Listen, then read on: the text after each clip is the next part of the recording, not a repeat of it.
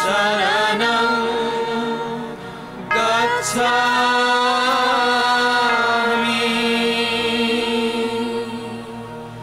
धम्मं शरणं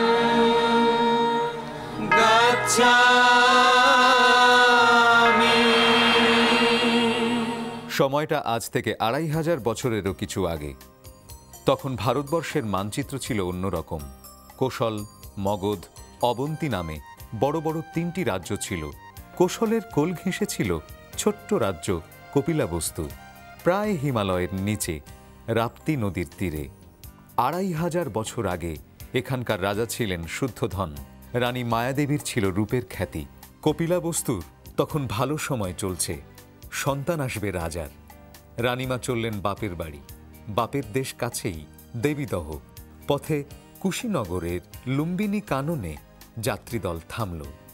আকাশে থালার মতো চাঁদ, বৈশাখী পূর্ণিমা, শালবাগান জ্যোৎস্নায় থই থই, আকাশ প্রসন্ন, বাতাস স্নিগ্ধ, সব শান্ত, সুন্দর, সব শুভ, চরাচর ব্যাপী যেন কিসের প্রতীক্ষা, কি যেন ঘটবে, কে যেন আসবে। এক সময় প্রতীক্ষা শেষ হল। মায়াদেবী ও শুদ্ধোধনের সন্তান এলো। খ্রিস্টপূর্ব ৬২৩ অব্দের বৈশাখী পূর্ণিমা দিবসে জন্মগ্রহণ করেন সিদ্ধার্থ। শৈশব থেকেই সিদ্ধার্থের সুখ স্বাচ্ছন্দ্যের কোনো অভাব ছিল না। রাজকীয় ঐশ্বর্যের মধ্যে লালিত পালিত হলেও বাল্যকাল থেকে সিদ্ধার্থ বা গৌতম চিন্তাশীল, বৈরাগ্য ভাবাপন্ন ছিলেন। সংসারের প্রতি আকৃষ্ট করার জন্য স্বগোত্রীয় এক অনুপম সুন্দরী নারীর সাথে তাঁর বিয়ে দেয়া হয়। তাঁর পত্নীর নাম ছিল গোপা, যশোধরা। সিদ্ধার্থ কিছুদিন সংসারে আবদ্ধ রইলেন। সংসারের দুঃখ কষ্ট যাতে তাঁর চোখে না পড়ে সেদিকে তাঁর পিতা খুব সজাগ দৃষ্টি রাখতেন। কিন্তু কিছুতেই কিছু হল না। মানুষের জরা, ব্যাধি, মৃত্যু প্রভৃতি দুর্গতি দেখে তিনি বিচলিত হলেন এবং কিভাবে এসব দুঃখ কষ্ট থেকে মুক্তি পাওয়া যায় সে সম্বন্ধে তিনি গভীরভাবে চিন্তা করতে লাগলেন। ইতিমধ্যে তাঁর একটি পুত্র সন্তান জন্মগ্রহণ করল। একে স্বীয় উদীয়মান বিবেকরূপ চন্দ্রকে গ্রাসের নিমিত্ত ভেবে তিনি নাম রাখলেন রাহুল। সিদ্ধার্থ ২৯ বছর বয়সে ৫৯৪ খ্রিস্টপূর্বের এক আষাঢ়ী পূর্ণিমা তিথিতে গভীর রাতে চিরকালের জন্যে সংসার ত্যাগ করে সত্যান্বেষণে বেরিয়ে পড়লেন। তিনি প্রথমে বৈশালী নগরীতে গিয়ে তৎকালীন সুবিখ্যাত মুনি ও ঋষি আরাড় কালাম ও রুদ্রকের শিষ্যত্ব গ্রহণ করেন এবং মুক্তির পথ সন্ধানে ব্রতী হন। কিন্তু কারো কাছ থেকেই দুঃখের রহস্য উদ্ঘাটনের সন্ধান তিনি পাননি। এরপর তিনি গয়ার কাছে কঠোর কৃচ্ছ সাধনে প্রবৃত্ত হন। এভাবে ৬ বছর অতিবাহিত হতে দেখে তিনি বুঝলেন আলোচনা দিয়ে যেমন কিছু ফল লাভ হয়নি, কৃচ্ছ সাধনের মাধ্যমেও তেমন কিছু ফল লাভ হবে না। তখন সিদ্ধার্থ গৌতম সাধনার মধ্যম পন্থা গ্রহণ করে গয়ার কাছে উরবিল্ল নামক এক গ্রামে চলে আসেন। গয়ার নৈরঞ্জনা নদী তীরে অশ্বত্থ বৃক্ষতলে পুনরায় গভীর আত্মবিশ্বাস নিয়ে ধ্যানমগ্ন হন। ৩৫ বছর বয়সে ৫৮৮ খ্রিস্টপূর্বাব্দে বৈশাখী পূর্ণিমা তিথির শেষ রাত্রে তিনি বোধি বা চরম জ্ঞান লাভ করেন। বুদ্ধত্ব বা সম্যক জ্ঞান লাভ করে তিনি জগতে বুদ্ধ নামে খ্যাত হন। বুদ্ধত্ব লাভের পর গৌতম বুদ্ধ তাঁর সাধনালব্ধ জ্ঞান মানুষের কল্যাণে প্রচার করতে মনস্থ করেন। এভাবে দীর্ঘ প্রায় ৪ যুগ ধর্মপ্রচারের পর ৮০ বছর বয়সে খ্রিস্টপূর্ব ৫৪৩ সালে বৈশাখী পূর্ণিমা তিথিতে কুশীনগরে মল্লদের শালবনে গৌতম বুদ্ধ মহাপরিনির্বাণ লাভ করেন। গৌতম বুদ্ধের বাণী ও উপদেশের উপর ভিত্তি করে জগত জীবন সম্পর্কে যে মতবাদ গড়ে উঠেছে তাই বৌদ্ধ দর্শন বা বৌদ্ধ ধর্ম। বুদ্ধং শরণং গচ্ছামি।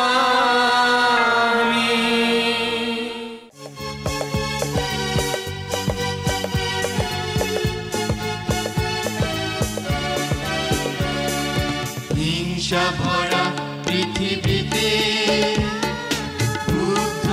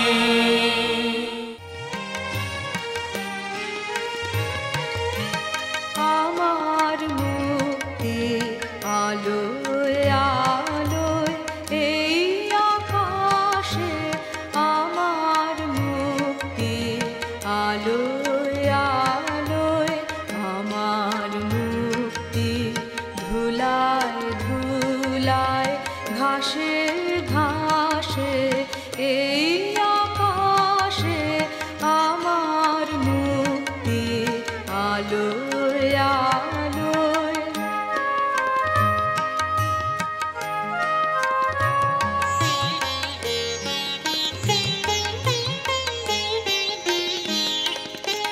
দেহ মনের সুদূর পারে হারিয়ে ফেলি আপনারে, দেহ মনের সুদূর পারে হারিয়ে ফেলি আপনারে, গানের সুরে আমার মুক্তি, ঊর্ধ্বে ভাসে এই আকাশে আমার মুক্তি, আলোয় আলোয়।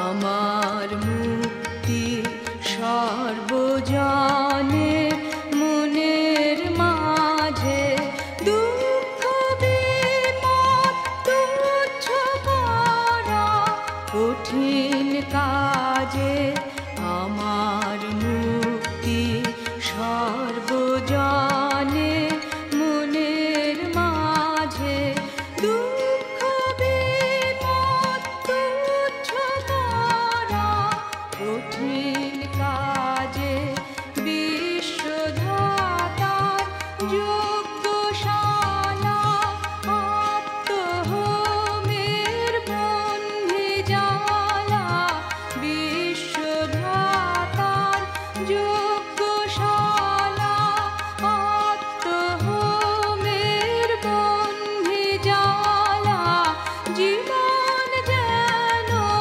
দিয়াহুতি, মুক্তি আসে এই আকাশে আমার মুক্তি, আলোয় আলোয় এই আকাশে আমার মুক্তি, আলোয় আলোয় আমার মুক্তি, ধুলায় ধুলায় ঘাসে ঘাসে এই আকাশে আমার মুক্তি, আলোয় আলোয় এই আকাশে আমার মুক্তি, আলোয় আলোয়।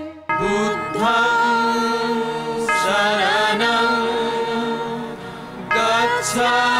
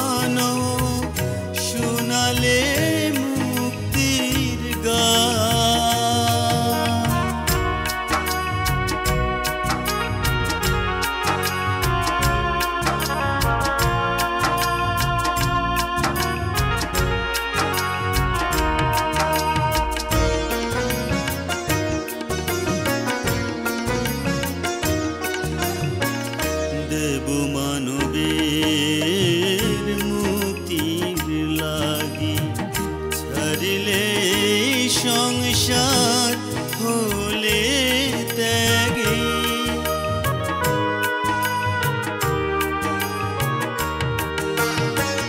দেখো মানবের মুক্তির লাগি ছাড়িলে সংসার হলে ত্যাগী তোমার উধনে কিরণ জ্যোতি ছড়ালে বিষম তুমি জ্যোতির্ময় তুমি প্রথম হে মহামানব শোনালে মুক্তির গান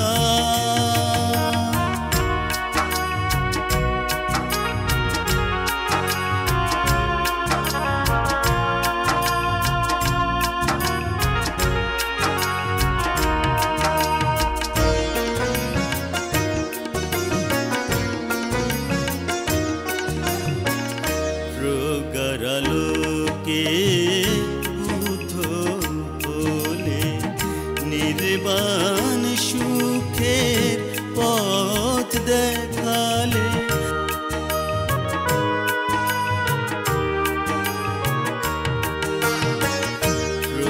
প্রগারালোকে বুদ্ধ বলে নির্বাণ সুখের পথ দেখালে দুঃখ মুক্তি শোনালে বাণী সারা বিশ্বময়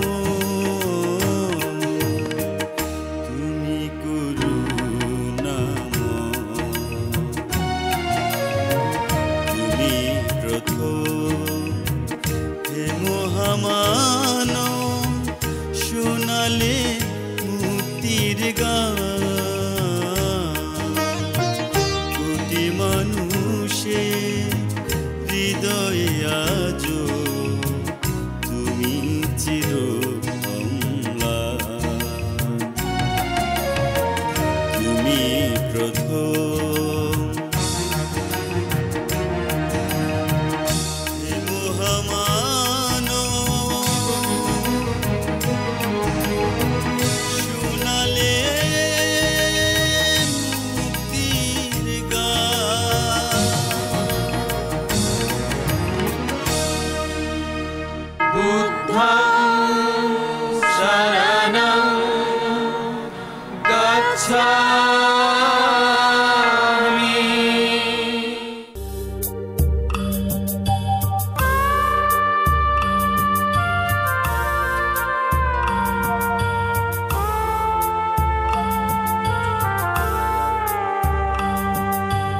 জাগলো হৃদয় জ্ঞানের আলোয় বৈশাখের এই পূর্ণিমাতে জাগলো হৃদয় জ্ঞানের আলোয় বৈশাখের এই পূর্ণিমাতে রাজার কুমার বুদ্ধ রূপে চোখ মেললে সেই প্রভাতে জাগলো হৃদয় জ্ঞানের আলো বৈশাখের এই পূর্ণিমাতে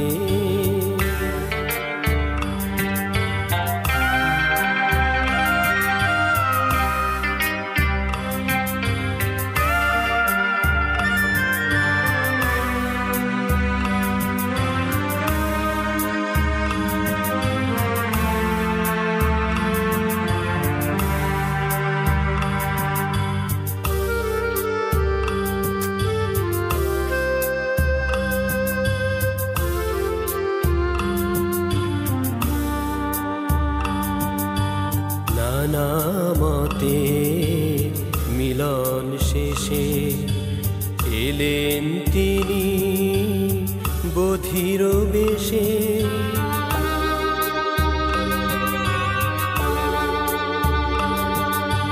নানামতে মিলন শেষে এলেন তিনি বধির বেশে, দুঃখ পথে অবসানে শান্তি পেলেন অহিংসাতে। বৈশাখের পূর্ণিমাতে জাগলো হৃদয় জ্ঞানের আলো। বৈশাখের পূর্ণিমাতে বুদ্ধং শরণং গচ্ছামি।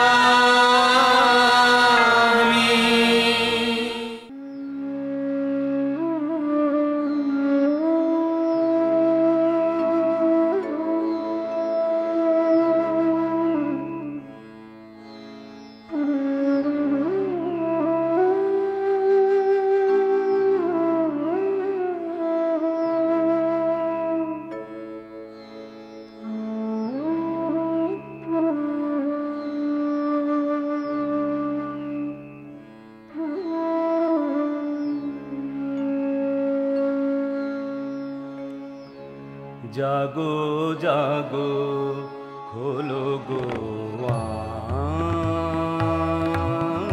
আঁখি, জাগো জাগো খোলো গো আঁখি। নিকুঞ্জ ভবনে তব জাগিল পাখি, নিকুঞ্জ ভবনে তব জাগিল পাখি। জাগো জাগো খোলো গো আঁখি, জাগো জাগো খোলো গো আঁখি।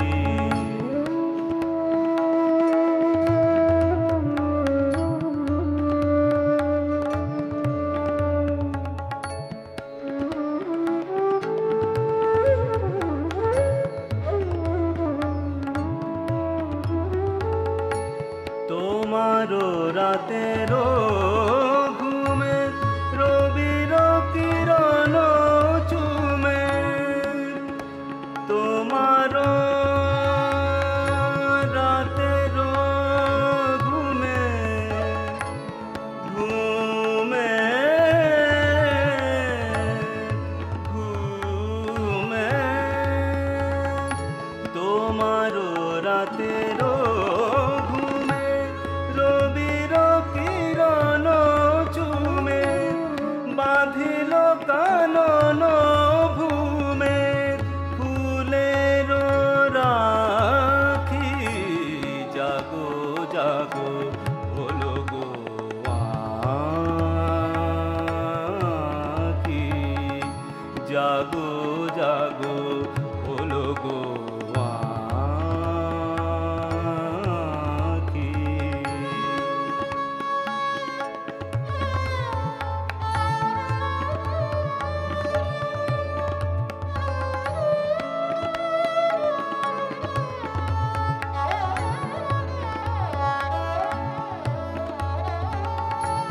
স্বপনে হেরিছ জানে সে নপুরব দ্বারে, স্বপনে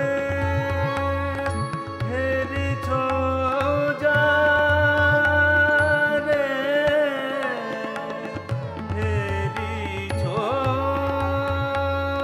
জারে, স্বপনে হেরিছ জারে সে নপুরব দ্বারে।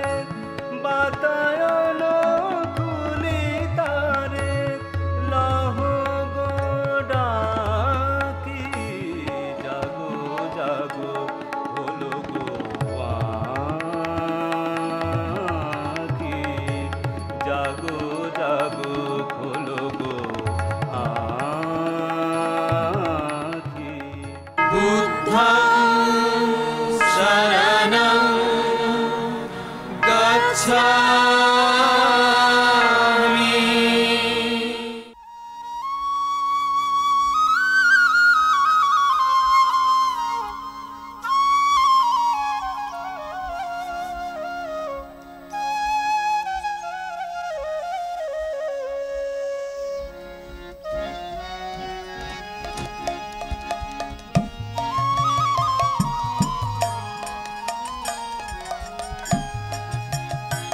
আজি বৈশাখী পূর্ণিমা তিথি মহাপূর্ণ লগন আজি বৈশাখী পূর্ণিমা তিথি মহাপূর্ণ লগন আজি বৈশাখী পূর্ণিমা তিথি মহাপূর্ণ লগন আজি বৈশাখী পূর্ণিমা তিথি মহাপূর্ণ লগন তোমার পার মহিমা গাহে আজি বিশ্বের জনগণ তোমার অপার মহিমা গাহে আজি বিশ্বের জনগণ আজি বৈশাখী পূর্ণিমা তিথি মহাপূর্ণ লগন আজি বৈশাখী পূর্ণিমা তিথি মহাপূর্ণ লগন